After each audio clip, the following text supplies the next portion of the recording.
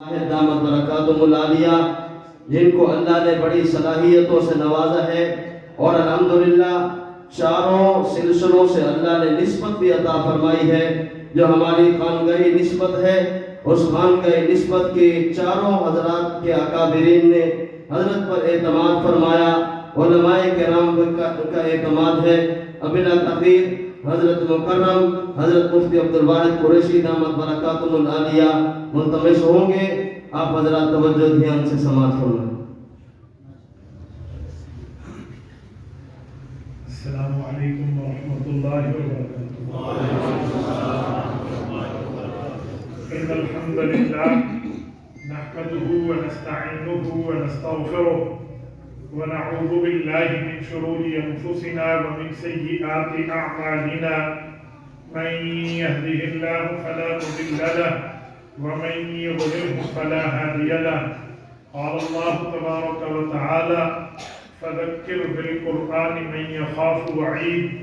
عن علي بن أبي طالب رضي الله تعالى عنه قال: قال رسول الله صلى الله عليه وسلم في حديث طويل وفي آخره قال: من أمن به صدق، ومن عمل به أجر، ومن حكم به عدل، ومن دعا إليه هدي إلى صراط مستقيم۔ رواه الإمام الهمام الترمذي في جامعه۔ صدق الله العظيم وبلغنا رسوله النبي الأمي الكريم، ونحن على ذلك لمن الشاهدين والشاكرين، والحمد لله رب العالمين۔ معزز دوستو، آج 14 فروری 2024 بروز بدھ ہے، اور میں یہاں ضلع مظفر گڑھ جامعہ اشرفیہ میں ان کی سالانہ تقریب جلسہ میں موجود ہوں۔ میرے ساتھیوں، ابھی خوش نصیبوں کے سر پر دستار سجی ہے۔ آپ اور ہم نے ان کی زیارت بھی کی ہے اور ان کو دیکھا بھی ہے۔ میں ایک بات آپ حضرات سے پوچھنے لگا ہوں کہ یہ بچے قرآن کریم پڑھنے والے ہیں، ان کے ماں باپ کے ساتھ پیٹ نہیں لگا ہوا، انہیں دنیا کا پیسہ نہیں چاہیے، وہ انہیں اسکول، کالجز، یونیورسٹیز لیول تک لے کر جا سکتے تھے۔ ماشاءاللہ ٹیلنٹ بچے ہیں، کوئی معذور نہیں ہے، کوئی تکلیف نہیں ہے، کوئی ڈسیبل نہیں ہے، ذہین ہے، ماشاءاللہ جسم رکھتے ہیں، شکل رکھتے ہیں، تو کیا بات ہے؟ کس بنیاد پر ان بچوں کو مدرسے بھیجا گیا؟ کیونکہ لوگوں کا مائنڈ سیٹ یہ ہے کہ مدرسے میں وہ جاتا ہے جو دنیا سے بھی فارغ، عقل سے بھی فارغ، عوام سے بھی فارغ۔ تو یہ تو ایسا نہیں ہے کہ ماشاءاللہ پڑھے لکھے بندوں کے اولاد لکھتے ہیں، تو پھر کیوں ان کو ماں باپ نے ادھر بھیجا ہے؟ انہیں بھی اسکول بھیجتے، کالج بھیجتے، یونیورسٹیز تک بھیجتے۔ تو میں دو باتیں آپ کی خدمت میں اسی عنوان کے جواب پہ سمجھا رہا ہوں۔ سب سے پہلی اور بنیادی بات کہ ہم اسکول کالج کے مخالف نہیں ہیں۔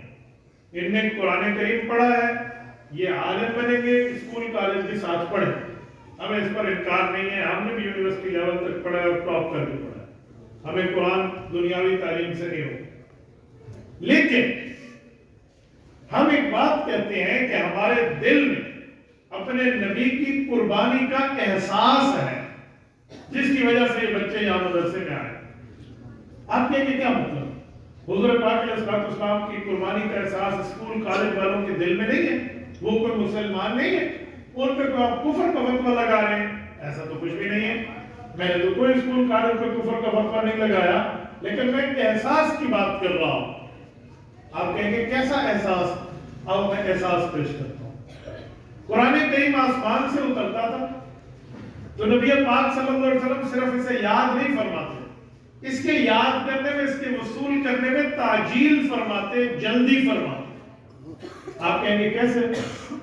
قرآن کریم پارہ نمبر 29 سورۃ قیامہ، سورۃ کا پہلا رکوع، رب کریم فرماتے ہیں لا تحرک به لسانک لتعجل به۔ محبوب اب ایک کام یہ جو آپ فرماتے ہیں، دیکھیے آپ کام مت کریں، وہ کون سا کام تھا جس کام سے حضور پاک علیہ السلام ادا فرماتے تھے اور رب کریم نے اس سے منع فرمایا؟ وہ کوئی برا کام بھی نہیں ہے، کوئی غلط کام بھی نہیں ہے، کوئی ناجائز امر بھی نہیں ہے، تو کیوں اللہ نے روکا ہے؟ حضور علیہ السلام کی عادت مبارکہ یہ ہو گئی کہ آیت نازل ہوتی، حضرت جبرائیل ابھی پڑھتے ہی تو حضور ساتھ دہرانا شروع کر دیتے، ریوائزنگ دہراتے. کیوں؟ وجہ جبرائیل کے ختم ہونے کا جب پہلے ہم انتظار کرتے تھے تو آپ اب بھی انتظار کرتے، آپ نے ساتھ پڑھنا کیوں شروع کر دیا؟ تو اس کی ایک وجہ تھی. توجہ رکھنا، ذہن حاضر رہے ورنہ بات سمجھ نہیں آئے. تو اللہ جل شانہ نے آج اتاری لا تحرک به لسانک، محبوب یہ کام مت فرمائیے. سوال اٹھتا ہے کہ اللہ میں بائی ریزن یہ کام کر رہا ہوں، کسی وجہ اور بیس کی اور بنیاد پر یہ کام کر رہا ہوں، بغیر وجہ کے تو نہیں کر رہا. تو رب نے اس کا جواب دیا لتعجل به، یہ لام تعلیلیہ ہے، اسے کہتے ہیں ریزنیبل لام، یہ وجہ بتاتی ہے. اس لام نے وجہ بتا دی کہ محبوب ہمیں پتہ ہے آپ کیوں کرتے ہیں، یہ آپ جلدی کیوں کر رہے ہیں، لتعجل به، ہمیں پتہ ہے. اس جلدی کی وجہ یہی ہے نا کہ جلدی جلدی قرآن یاد ہو جائے تاکہ اگلی نسلوں تک پہنچے. فرمایا بے فکر رہے، ڈونٹ وری، پریشان ہونے کی ضرورت نہیں ہے. ان علینا جمعہ و قرآن، یہ قرآن جیسے اتارنا ہماری ذمہ داری ہے، اسے جمع کرا کر اگلی نسلوں تک پڑھوانا بھی ہمارے. توجہ سبحان اللہ کی گونج میں میری دلیل کو ضائع نہ کرنا. توجہ، حضور پاک صلی اللہ علیہ وسلم کس بنیاد پہ جلدی کر رہے تاکہ قرآن جلدی حفظ ہو جائے، یاد ہو جائے، ضبط ہو جائے اور اگلی نسلوں تک پہنچے. یہ حضور کی فکر تھی، اسی لیے جلدی کی. یہ طلب تھی، اسی لیے جلدی کی. یہ خواہش، نیڈ، ضرورت، حاجت تھی، پیغمبر کی تمنا تھی، اس وجہ سے جلدی کی. اور رب نے فرمایا محبوب فکر نہ کیجیے. کون سی فکر نہیں کیجیے کہ قرآن اگلی نسلوں تک جائے گا کیسے؟ حضور تو یہی فکر کر رہے تھے، اس کے لیے فکر مند تھے. تو رب نے ٹینشن لینے سے روکا، رب نے فکر کرنے سے روکا. کیوں؟ قرآن کی حفاظت کی ذمہ داری کس نے اٹھائی ہے؟ اللہ. اب آؤ اس سوال کا جواب میں نے سوال کیا تھا کہ ان معصوم و خوش نصیب بچوں کے ماں باپ کے دل میں وہ کون سی وجہ تھی کہ انہوں نے دنیا کمانے نہیں بھیجا، دین کے لیے بھیجا؟ وہ ایک ہی وجہ ہے، ان کے ماں باپ کو پتا ہے ہمارے نبی پاک نے قرآن پڑھنے میں جلدی اس لیے کی تھی کہ حضور کے دل میں قرآن اگلی نسلوں تک پہنچانے کا احساس تھا. رب نے فرمایا محبوب ہم کرا دیں گے تو ہماری اولاد کے سینے اللہ کی ذمہ داری اور حضور کی خواہش میں استعمال ہو جائے. سبحان اللہ. بس یہ ایک ہی وجہ ہے. جو جتنے علماء کے والدین ہیں، حفاظ، قراء، اتقیاء، فقہاء، مفتیان، محدث، مفسرین کے جو پیرنٹس ہیں، والدین ہیں، ان کے سینے میں صرف وہی احساس ہے جو احساس ہمارے نبی کے دل میں جاگا تھا. بھائی ٹرک لوڈ ہو کے تو دوسرے شہر میں سامان لے جائیں گے، لیکن اگر قرآن پاک کی کتابیں، قرآن کے صفحات پرنٹ ہو کر جائیں تو لوگ کہتے ہیں میرا کاروبار میں حصہ ڈال دے، میرا ٹرک چلا جائے، میرا حصہ اس میں آ جائے. قرآن تو ویسے ہی اگلے شہر تک پہنچے گا، اور کیوں نہ میں خود کو اپنے مال کو پیش کر لوں، اور یہ قرآن قیامت تک جائے گا. ان کے ماں باپ نے سوچا ہم اپنی اولاد کے ذریعے استعمال کریں. بس یہ ہے احساس. یہ احساس کا ایک جواب. اب احساس کا دوسرا جواب. میں نے کہا میں دو باتیں کروں گا. دوسرا جواب کیا ہے؟ جب نبی پاک صلی اللہ علیہ وسلم دنیا سے تشریف لے جا رہے اس سے کچھ عرصہ پہلے حضرت ابو بکر صدیق رضی اللہ تعالیٰ عنہ کو حضور نے بولا. امام احمد بن انہیں بلایا کہ آؤ ابو بکر کچھ باتیں کرتے ہیں راز و نیاز کی. یا رسول اللہ ارشاد فرمائیے. فرمایا یا ابا بکر شیبتنی ہود و اخواتها. ابو بکر آج تمہیں ایک بات بتا، یہ نزول قرآن ہوا ہے، یہ قرآن اترا، یہ قرآن تیرے نبی کے سینے محمد رسول اللہ صلی اللہ علیہ وسلم کے دل اقدس میں آیا ہے. اس قرآن کے اترنے میں تیرے نبی کی کوئی قربانی لگی ہو تو آؤ میں تمہیں قربانی اپنی زبان سے سنانے لگا. یہ حدیث نبی پاک کے قربانی کی کارگزاری ہے. یہ حدیث پاک نبی پاک صلی اللہ علیہ وسلم کی اپنی چشم دید زبانی گواہی ہے جس کے آئی وٹنس اللہ کے رسول خود ہیں، جس کے گواہ اللہ کے رسول خود ہیں. کیا فرماتے ہیں؟ فرمایا ابو بکر سورت ہود اور اس جیسی باقی صورتیں نازل ہوئیں، یہ صورتیں اتری جن میں قیامت کا ذکر، آخرت کا ذکر، وعظ ہے، تذکیر ہے، معاملات آخرت ہیں، قبر ہے، سوال و جواب ہے، اللہ کے سامنے پیشی ہے، رب کی باز پرس ہے. یہ اتری ہے نا. میں نے کتنا فکر اپنے سر پہ لیا. ابو بکر سنو، شیبتنی ہود و اخواتہا، یہ قرآن اترا، اس کے اترنے نے ابو بکر تیرے نبی کی جوانی کو بڑھاپے میں بدل. شیبتنی ہود و اخواتہا، نزول قرآن نے تیرے نبی کی جوانی کو بڑھاپے میں تبدیل کر لیا ہے. مظفر گڑھ کے بیورو، رسول اللہ صلی اللہ علیہ وسلم یہ دکھڑا سنا رہے ہیں اپنے یار غار کو، اپنے یار غار کو بتا رہے ہیں ابو بکر امت کو بتانا. پیغمبر نے 23 سال میں قرآن اپنے دل پہ وصول وہ کیا ہے جس قرآن کے لیے فَأَبَيْنَ أَن يَحْمِلْنَا، پہاڑوں نے انکار کیا تھا. اللہ پہاڑ بنا دیا، زمین و آسمان کی طاقت ہمیں دے دی، پر ہمارے کنٹرول میں نہیں ہے کہ ہم اس کلام اللہ کو اپنے اندر سہ سکیں. ہمارے کنٹرول میں نہیں ہے. اب تو رب نے اعلان کیا تھا کہ قرآن اگر پہاڑ پہ اترتا تو لڑائی تو خاشع متصدع من خشیت اللہ، وہ ایسا ہو جاتا. ابو بکر انہوں نے انکار کیا، تیرے نبی نے اقرار کیا. انہوں نے چھوڑا، تیرے نبی نے لیا. انہوں نے ترک کیا، میں نے اس کی ذمہ داری قبول کی اور اپنے سینے کو پیش کیا. میرے سینے نے وہ تمام تکالیف، دقت، شدت و حدت نزول قرآن کی، خشیت کلام الہی، ہیبت جلال الہی کو اپنے دل میں وہ برداشت کیا کہ میں نے اپنی جوانی کو بڑھاپے میں بدل دیا، پر قرآن تجھ امت تک دے کر. یہ ہے شیبتنی ہود و اخواتہا. میں اللہ کی قسم کھاؤں تو حانس نہیں ہوں. میری زندگی گزر جائے نا، میرے پاس وہ الفاظ نہیں آ سکتے جو حضور پاک علیہ الصلوۃ والسلام کے اس حدیث کے درد دل کو بیان کرنے کا حق ادا. میرے پاس وہ ورڈنگ نہیں ہے، وہ الفاظ نہیں ہے، وہ جملے نہیں ہیں، وہ سینٹنس میں اپنی زبان پہ لا کے آپ کے دماغوں میں نہیں اتار سکتا جتنا اس حدیث پاک کے الفاظ میں پیغمبر علیہ السلام کا امت کے لیے دکھڑا موجود. یہ نبی پاک نے قربانی دی ہے. پھر ہم کہہ سکتے ہیں نا کہ دنیا کے پہاڑ بڑے طاقتور ہو گئے. لوگ کسی کی مضبوطی کی مثال دیتے ہیں نا، کہتے ہیں اس میں تو پہاڑوں والی استقامت ہے، جبل استقامت ہے، جبال الاستقامہ ہے، اتنی بڑی استقامت ہے. اور تم پہاڑ کو استقامت کی نشانی سمجھتے ہو. میرے نبی کے دل نے اس چیز کو اٹھایا ہے جس سے پہاڑ نے جان چھڑوائی. اس سے پہاڑ نے کہا فَأَبَيْنَ أَن يَحْمِلْنَهَا، اللہ ہم سے نہیں ہو سکتا. نہیں ہے قرآن میں اِنَّا عَرَضْنَا الْأَمَانَةَ عَلَى السَّمَاوَاتِ، اللہ نے تو پہلے آسمان سے شروع کیا نا. تو قرآن لے، زمین کو کل تو لے، والجبال تو لے لے. فَأَبَيْنَ أَن يَحْمِلْنَهَا، اللہ ہم نہیں کر سکتے. یہ سب نے کہا. اٹھایا کس نے؟ رسول اللہ کے دل اقدس. نزل علی قلب محمد صلی اللہ علیہ وسلم، حضور پاک کے دل اقدس پہ آیا. تو میں کہہ سکتا ہوں نا، ان پہاڑوں میں وہ طاقت نہیں ہے جو رب نے میرے نبی کے سینے میں، رسول اللہ کے سینے میں، رسول اللہ صلی اللہ علیہ وسلم کے دل اقدس میں یہ جو دقت و حدت و شدت برداشت ہوئی ہے اس خشیت الہی کی جو پہاڑ پہ نازل ہو، پہاڑ کو ریزہ ریزہ کر دے. تو پھر حضور پاک کا کتنا اثر اس کلام میں آیا ہے. آؤ میں اثر پیش کرتا ہوں. ڈائریکٹ پہاڑ پہ آئے، پہاڑ ریزہ ریزہ ہو جائے، وہ حضور کے دل پہ آیا، حضور کے دل سے ہم تک پہنچا. علماء قراء سارے پڑھتے پڑھاتے، آپ اور ہم سارے پڑھتے پڑھاتے آئے ہیں.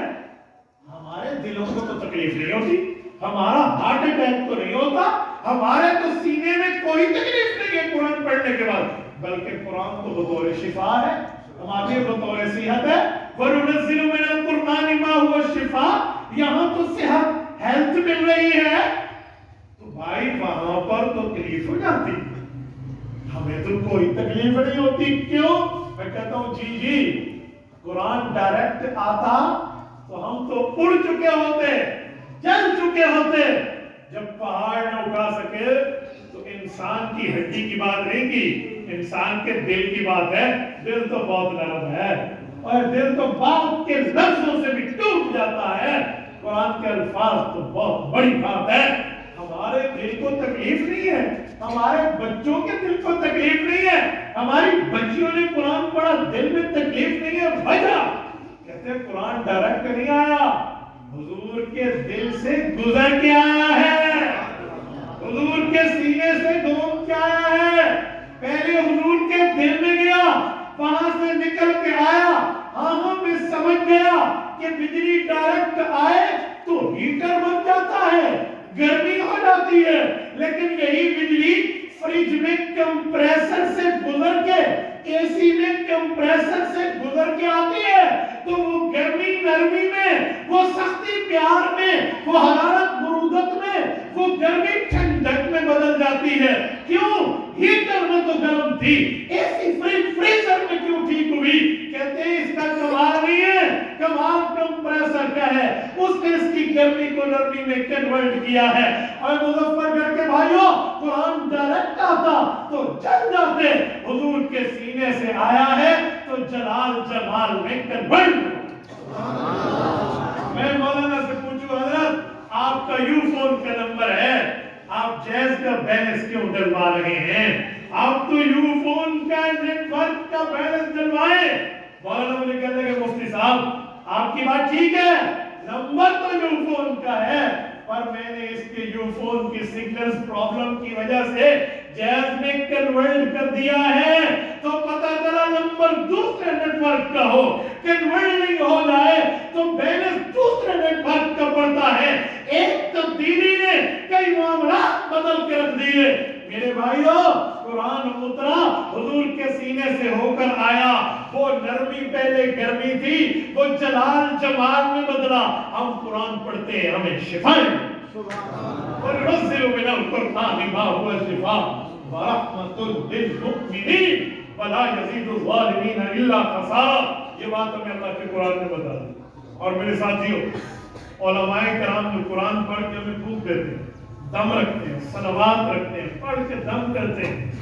कुछ लोगों को इस पर भी एतराज होता है, यार ये आप पढ़ के फूंकते हो, इसका क्या मतलब? एक शख्स थोड़ा लिबरल माइंड का था, वो कहने लगे मौलाना कुरान पढ़ने के लिए आया है कि अमल करें, पढ़ के दम करने के लिए तो नहीं आया, पढ़ के फूंकने के लिए तो नहीं आया।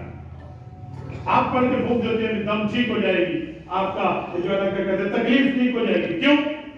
मैंने पूछा भाई जान एक बात कहूं, तो कहता है कुरान के लफ्जों में ताकत नहीं है, सिर्फ पढ़ने के लिए है। अगर मैं यहाँ बैठे आपके वालिद को कहूं कि वो कुत्ता है और तो कुत्ते का बच्चा है, सिर्फ ये लफ्ज बोलो, बता तुझे गुस्सा आएगा? वो मेरे लफ्ज सुनते पीला हो जाता है।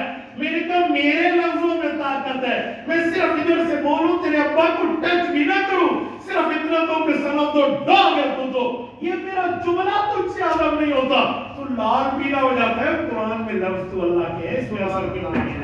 तो मेरे लफ्जों में असर है, मैं तारीफ करूं तो खिल जाए, मैं तनकीद करूं तेरे मुंह पे 12 बज जाए।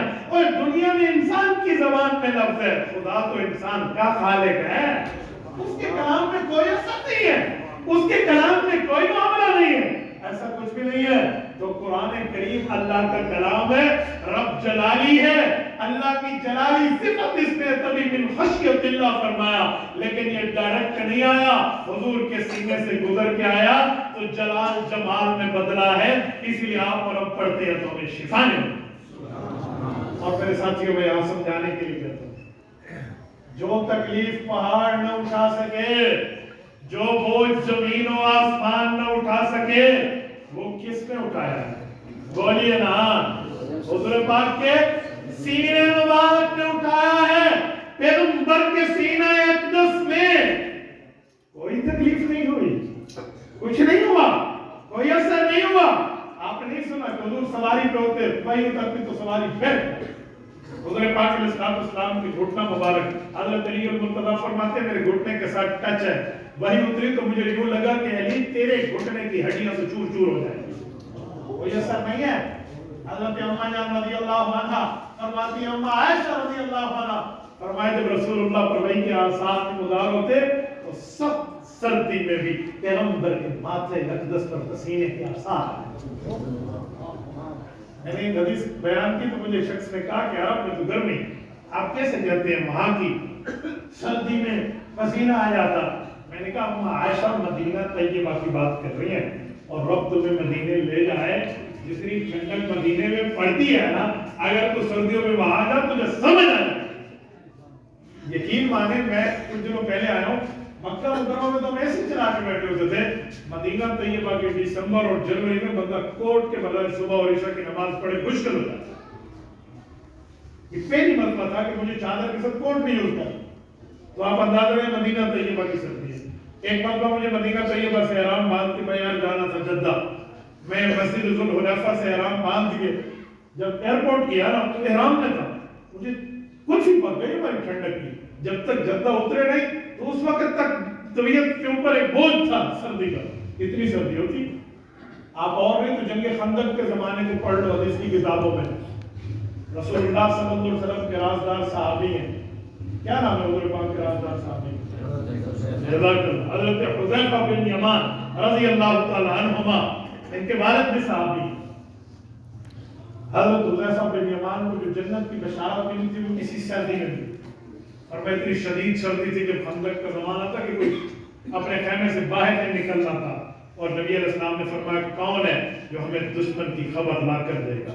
3 بار سوال کیا اور 3 بار کہتے میں نے ہاں کی، تو نبی پاک نے مجھے بھیجا اور مجھے فرمایا کہ کسی غافل پہ ہاتھ نہ اٹھانا، کسی بچے پہ ہاتھ نہ اٹھانا، کسی عورت پہ ہاتھ نہ اٹھانا، کسی بوڑھے پہ ہاتھ نہ اٹھانا۔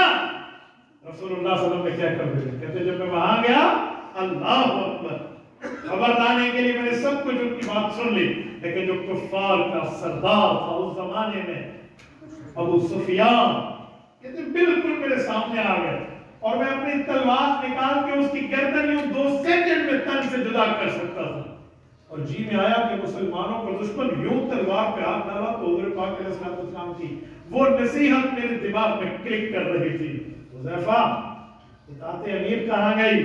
حضور نے فرمایا تھا کسی غافل پہ اس طرح ہاتھ نہ اٹھانا، کہتے میں نے نیام میں دوبارہ تلوار رکھی، واپس آیا، نبی پاک صلی اللہ علیہ وسلم کو خبر دی، اللہ کے رسول میرے آنے تک ہاتھ اٹھا کر رب کے دربار میں یوں دعا کر رہے تھے اللہ اس کی حفاظت فرما۔ میں آیا، پیغمبر کا چہرہ کھل اٹھا اور میں نے آ کر بتایا تو نبی پاک کو اپنی بات بھی بتائی کہ اسے ماننا چاہتا تھا پر آپ کے فرمان پہ میں نے نہیں مانا۔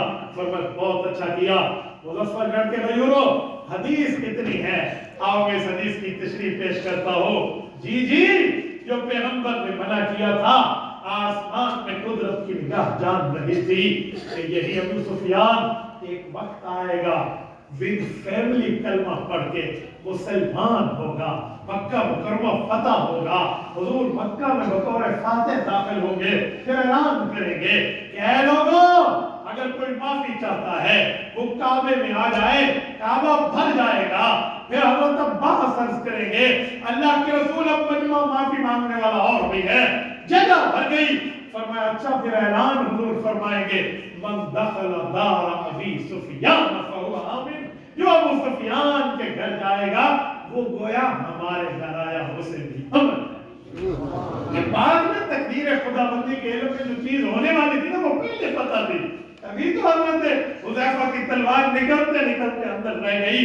میرے دوستو میری بات کا مطلب پیغمبر کے دل اقدس پر قرآن اترا اتنی مشکل میں کہ سرما سردی کے موسم میں یہاں رسول اللہ صلی اللہ علیہ وسلم کو پسینہ مبارک ماتھے پہ آ جاتا تو نزول قرآن کا اثر کوئی نہیں تھا۔ یہ اثر پیغمبر نے ایک ہی لفظ میں بتایا کہ میں قرآن پاک کے وصول کرنے میں اتنی قربانی دے رہا ہوں۔ وہ کون سی قربانی؟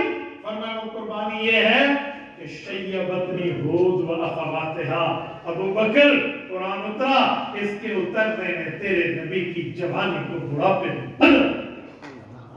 میں مثال دے رہا ہوں، والد اگر دنیا سے جا رہا ہو 4 بیٹوں کو بلائے، بیٹوں آ جاؤ، آ گئے، اس وقت جو گویا آخری نصیحتیں ہوتی ہیں تو والد اس میں کیا کہہ رہا ہوتا ہے؟ وہ اپنی پوری زندگی کا خلاصہ دے رہا ہوتا ہے، صبر یافتہ لائف पूरी जिंदगी का खुलासा दे रहा हूं। और उस वक्त अगर कारोबार किसी एक बेटे के हवाले या 2-4 बेटों के हवाले करे या अपनी मेहनत मजदूरी बताए तो वालिद क्या करते हैं, बेटो ये जो चीज मैं तुम्हें हवाले करके दे रहा हूं तुम्हें तो मुफ्त में मिल रही है, लेकिन तेरे अब्बा का इस पर खून पसीना लगा है, तेरे अब्बा की खून पसीने से कमाई हुई दौलत है, जाया न करना, क्योंकि जो अपनी कमाई हुई हो ना उसका असर होता है। वो एक बंदे ने कहा था ना कि वो रेशम के रुमाल से अपने चमड़े की जूती साफ कर रहा था। किसी ने कोई अल्लाह के बंदे चमड़े की जूती उस जमाने की 5 रुपए की, रेशम का रुमाल उस जमाने का 1000 रुपए का, वो इतनी महंगी चीज से इतनी सस्ती चीज साफ कर रहा है, तो हंस के चुप हो गए।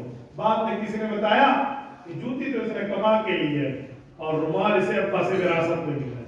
तो लोग विरासतों का ख्याल नहीं करते ना, तो हुजूर पाक इस्लाम की मिसाल भी ऐसे समझो, जैसे वालिद अपने बेटे को इस पर तेरे बाप की पूरी जिंदगी लगी है, कारोबार का ख्याल करना, तो हुजूर ने भी फरमाया शैयबतनी हुद व ख़वातिहा, अबू बकर इस कुरान के वसूल करने में तुम्हारे नबी की जवानी बुढ़ापे में बदली, लिहाजा ख्याल करना।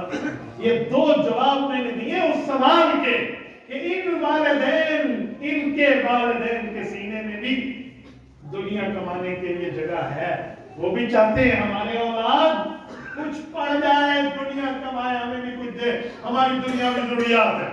ये जितने उलमा उस्ताद बैठे हैं, मैं इन तमाम के वालिदैन की तर्जुमानी करता हूं, उनके दिल में भी है, लेकिन उन्होंने अपना पेट काट के अपनी दुनियावी जरूरियात एक तरफ रख के कुरान पाक के लिए, अल्लाह के नबी की हदीस के लिए अपनी औलाद को वक्फ किया है, अपनी बच्चियां और बच्चे दिए हैं, तो पता चला इनके दिल में हुजूर की कुर्बानी का एहसास है।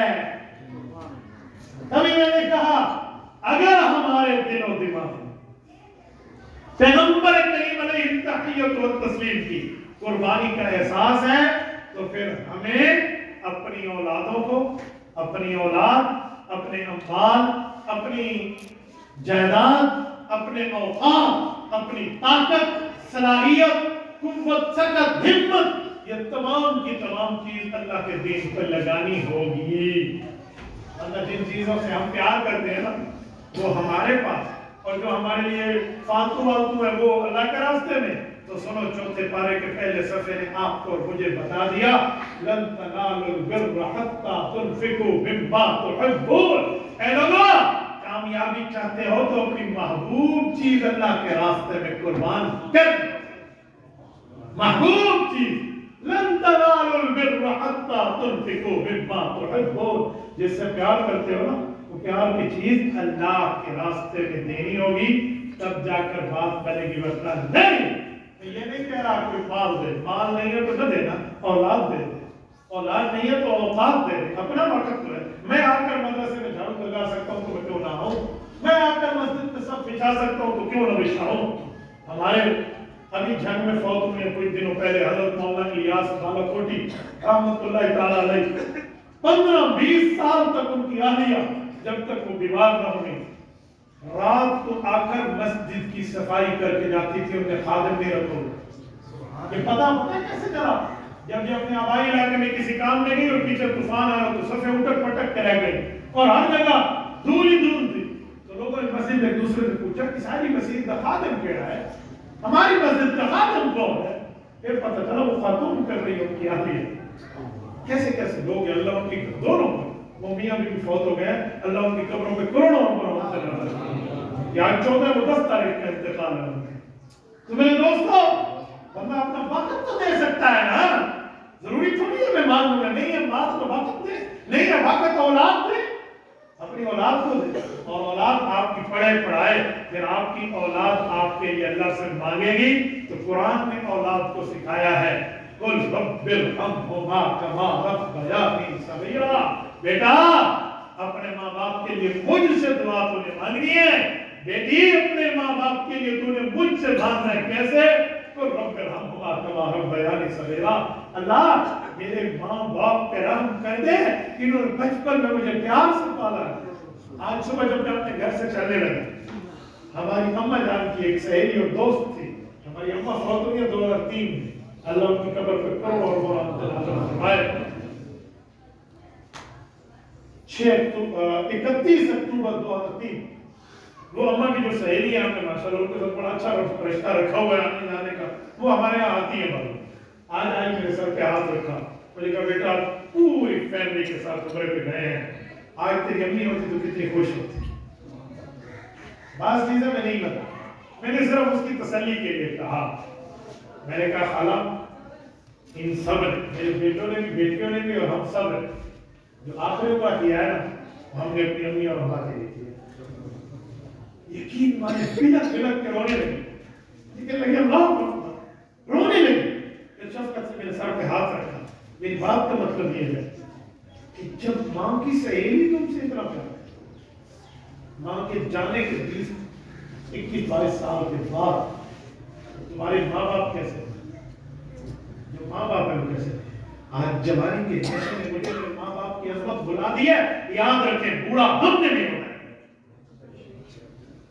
आज जवानी की वजह से हम ये समझते हैं कि बापे को केड़ा पता, याद रखो 20-30-40 साल की बात है, कल तेरा बच्चा भी लेकर के सारे थे ऊपर पे रुकना वो तुम्हें भी मेरी ये कहे याद जैसे करनी वैसे भरनी, ना माने तो करके दे, जन्नत भी है 2 साल पहले, ना माने तो मार के दे। मेरे दोस्तों हमें अल्लाह ने सिखाया कि अपने माँ बाप के लिए कैसे मांगोगे। फरमाया रब्बाना कमा रब्बायानी सगीरा, अल्लाह इन पे आप ऐसे रहमत कर जैसे इन्होंने मुझे पाला है। मैं कहता हूँ सुनो, आज जिनके माँ बाप बूढ़े हैं इन्हें बादशाहों की तरह रखो, क्योंकि इन्होंने तुम्हारे बचपन में तुम्हें शहजादों की तरह पाला। मेरे साथियों ये चीजें हमें फिर अल्लाह का कुरान सिखाता, हमें नबी का फरमान सिखाता। तो हम अपनी औलाद को कुरान पर वक़्फ करेंगे या नहीं? जितने बैठे करेंगे या नहीं? सारे हाथ खड़ा करके वादा करते हैं हम अपनी औलादों को अल्लाह का कुरान पढ़ाएंगे, नबी पाक का फरमान पढ़ाएंगे, शरीयत पढ़ाएंगे, दीन पढ़ाएंगे, इस्लाम ईमान की ईमान एहसान पढ़ाएंगे और नबवी तालीमात से रास्ता करेंगे। अपनी बच्चियों को भी और बच्चों को भी करेंगे। करोगे? अल्लाह ताला अक़ूलु क़ौली हाज़ा व अस्तग़फ़िरुल्लाह व आख़िरु दअवाना अल्हम्दुलिल्लाह। मैं आखिर में ऐलान कर देता हूँ, मेरा बयान खत्म हुआ जी तश्कील रहती है, ठीक है ना, आप ऐसे ना समझे मेरी खत्म हो गई, सिर्फ बयान तश्कील की बात यह है कि आप जितने लोग बैठे आपकी जेब में मोबाइल मौजूद है, इस मोबाइल में पूरी दुनिया से मिलना हमारे लिए आसान कर दिया। तो इस मोबाइल पर वो काम न करें जिससे बंदे को दोज़ख मिले, वो काम करें जिससे बंदे को जन्नत मिले। इस मोबाइल के जरिए आज हम वो चीजों में 1-2 मिनट में पहुंच जाएंगे जिन चीजों पे हमारे बाप दादा सालों में भी नहीं पहुंच सकते। जो भाई हम यहाँ देख सकते हैं ना, तो हमारे बाप दादा ने तो सोचा नहीं। तो इसीलिए इस मोबाइल पर वो काम करें जिससे आपके मेरी कब्र बच जाए, आखिरत बच जाए। नंबर 1, या तो कारोबार के लिए इस्तेमाल करो या जरूरत के लिए, फजूल कामों के लिए न करें। किसी की माँ बहन बेटी की इज्जत उछालने के न करें, इज्जत साझी होती है। और हो सके तो अगर आप लोग हमारे साथ एग्री करते हैं तो आप हमारे चैनल को विजिट कर सकते हैं। आप फेसबुक पे लिखें मुफ्ती अब्दुल वाहिद कुरैशी, आपको रोजाना का लेक्चर मिलेगा। 1.5 मिलियन से ज्यादा हमारे वहां पर मौजूद है। यूट्यूब पर आप मेरा नाम सर्च करें तो वहां पर आपको 3.5 लाख से ज्यादा सब्सक्राइबर मिलेंगे। वहां सिर्फ विजिट करें, मैं आपको अपने साथ फॉलो करने की दावत नहीं करें, आपको विजिट करके देखें। ठीक लगे तो आप फॉलो करें, न लगे तो आप अनफॉलो कर दें। तो मैं सिर्फ समझाने की दावत देने की हद तक आपको बताता हूँ, उम्मीद है इस पे अमल करेंगे। आप हजरात ने